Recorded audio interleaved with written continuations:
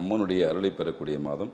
அம்மனுக்காக பல விசேஷமான நிகழ்வு நடக்கக்கூடிய மாதம். தமிழ்நாடு முழுக்க பார்த்தீங்கன்னா அந்த ஆடியில் எல்லா அம்மன் கோயிலும் மிக சிறப்பான வழிபாடு இருக்கும். அதே மாதிரி இந்த அமாவாசை அப்படின்னா திதி தர்ப்பணம் சொல்லுவாங்க இல்லையா, நம்ம முன்னோர்களுக்கு கொடுக்கக்கூடிய விஷயம். இப்போ ஒருத்தர் மறைஞ்சிட்டாருன்னு சொல்லும்போது நம்ம அப்பா அம்மா இல்லை, சொந்த பந்தம் இல்லை அப்படின்னும்போது நம்ம திதி கொடுக்கும். திதின்றது அவங்களுக்கு கொடுக்குற உணவு தான் தர்ப்பணம்ன்றது.